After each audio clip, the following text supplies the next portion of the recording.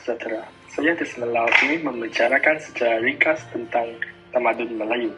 Secara umum, tamadun Melayu merujuk kepada pencapaian dan perkembangan masyarakat Melayu yang berakar daripada nilai adat, bahasa, agama serta struktur sosial yang tersusun sejak zaman awal.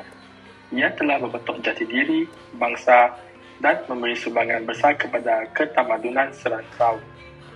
Dari segi istilah, tamadun ditakrifkan sebagai suatu tahap kemajuan masyarakat yang meliputi aspek politik, ekonomi, sosial dan kebudayaan.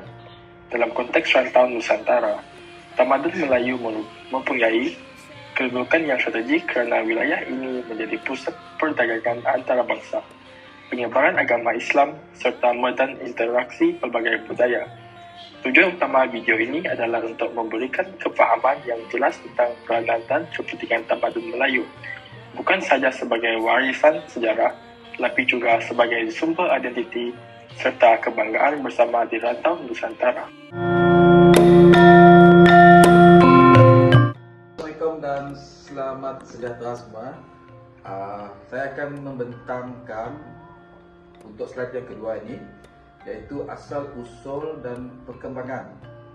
Okey, iaitu di mana tamadun Islam bermula dengan kewujudan kerajaan-kerajaan awal seperti Funan, Sriwijaya dan kemudian mencapai kegemilangan melalui Kesultanan Melayu Melaka.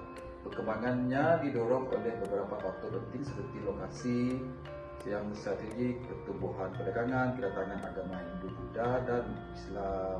Tamadun Melayu bermula dengan kewujudan kerajaan-kerajaan awal seperti Funan, Sriwijaya dan kemudian mencapai kegemilangan melalui Kesultanan Melayu Melaka. Perkembangannya didorong oleh beberapa faktor penting iaitu lokasi yang strategik di laluan perdagangan antara China dan India, pertumbuhan perdagangan yang menarik pedagang dari Arab, India dan China, kedatangan agama Hindu, Buddha dan Islam yang memperkaya budaya serta sistem sosial. Kesultanan Melaka muncul sebagai pusat perdagangan dan penyebaran Islam sekaligus menjadi lambang kegemilangan tamadun Melayu.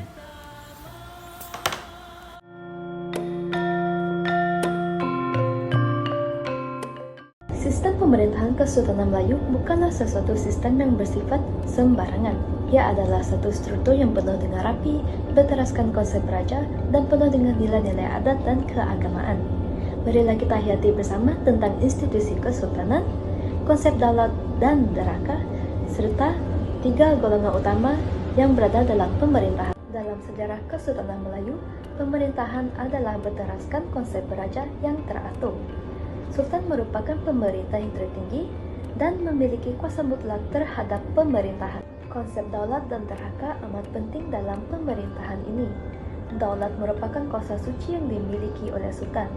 Ini menjadikan baginda bukan sahaja sebagai pemerintah biasa, tetapi simbol kepada kesejahteraan dan kedaulatan negeri. Sebaliknya, derhaka adalah tindakan ingkar terhadap sultan. Ia bukan sahaja dianggap melanggar peraturan, malah ia juga dianggap mencabar peraturan Tuhan dan adat. Di bawah pemerintahan sultan pula, terdapat tiga golongan utama yang menyokong pemerintahan ini. Golongan tersebut adalah bendahara, hulu balang, dan pembesar. Bendahara merupakan penasihat utama dan kadangkala sebagai pemangku sultan. Hulu balang pula merupakan ketua tentera yang menjaga keamanan negara. Manakala pembesar adalah golongan bangsawan yang mentadbir wilayah serta mereka juga menyampaikan titah sultan kepada rakyat. Di sebalik debu ombak Selat Melaka, di bawah langit Nusantara yang terbentang luas, lahir sebuah tamadun yang dibina atas asas agama, budaya dan pertemuan peradaban dunia. Seawal abad pertama Masihi, agama Hindu dan Buddha tiba ke bumi Melayu. Pedagang India membawa bukan sekadar barang dagangan, tetapi juga kepercayaan, tulisan dan seni bina. Lalu bangkitlah kerajaan seperti Langkasuka, Kedah Tua dan Sriwijaya dengan istana yang menjulang dan candi yang agung. Dewa Raja, raja dianggap suci, berkuasa atas nama langit dan bumi. Tetapi perubahan besar sedang menanti. Pada abad ke-12, datang pula saudagar dari dunia Arab, Parsi dan India Muslim. Mereka tidak membawa pedang, sebaliknya mereka membawa Al-Quran, membawa akhlak, membawa harapan. agama Islam mula bertapak di bumi Melayu, perlahan tapi berakar kukuh. Dan kemuncaknya, lahirlah Kesultanan Melaka pada abad ke-15. Sultan Melaka mengangkat Islam sebagai agama rasmi. Mahkamahnya disusun dengan hukum kanun Melaka, menggandingkan adab Melayu dan syariah. Melaka menjadi pusat keilmuan Islam, pelabuhan perdagangan dan mercu tamadun dunia Melayu Islam. Islam mula membentuk adat dan tradisi. Anak Melayu lahir didenangkan azan, bersunat, bernikah, meninggal, semuanya menurut sunnah. Adab Melayu digarap semula berpaksi kepada prinsip adat bersendikan syarak, syarak bersendikan kitabullah. Tulisan Jawi menjadi medium ilmu, seni sastra berkembang, kisah Nabi, puisi syair, hikayat. Masjid dibina dengan seni tempatan, berjiwa tauhid. Semuanya lambang jiwa Islam yang sebatik dengan bangsa. Hari ini, Islam bukan sekadar agama. Ia adalah jiwa undang-undang, nadi adat resam dan roh kebudayaan Melayu. Dari Sriwijaya ke Melaka, dari adat ke syarak, beginilah perjalanan agung tamadun Melayu yang tidak pernah melupakan asalnya dan terus melangkah ke hadapan.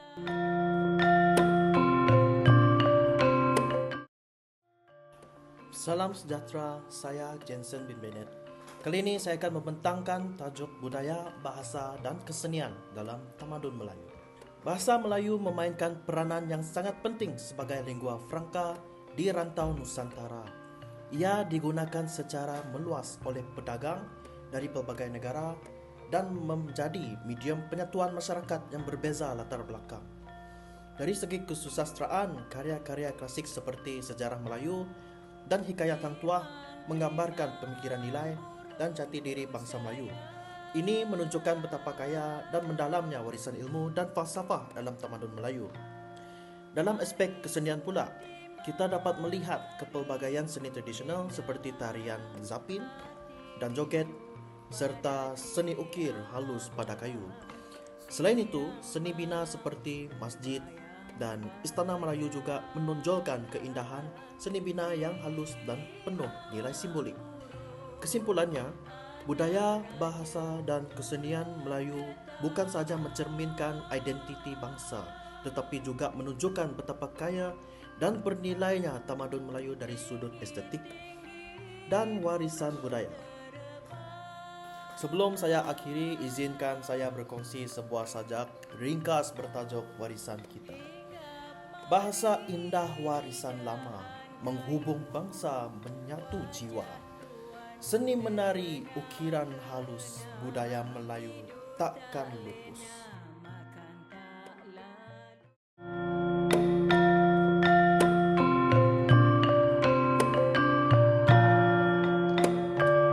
Sebagai kesimpulan, pengenalan kita terhadap tamadun Melayu, memahami tamadun Melayu bukan sekadar melihat sejarah silam, tetapi ia merupakan usaha kita untuk mengenal jati diri bangsa. Tamadun Melayu telah berkembang sejak berabad-abad lamanya.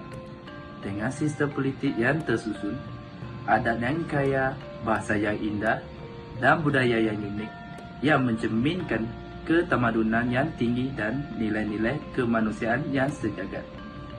Antara nilai dan warisan tamadun Melayu yang masih relevan pada hari ini termasuklah semangat gotong royong, hormat kepada orang tua, amalan berbudi bahasa, serta nilai toleransi dan keharmonian dalam masyarakat berbilang kaum. Semua ini adalah asas kepada perpaduan dan kesejahteraan negara kita pada masa kini dan masa hadapan. Justru itu, kita sebagai pewaris perlulah menghargai, menghayati dan mengamalkan warisan ini dalam kehidupan seharian.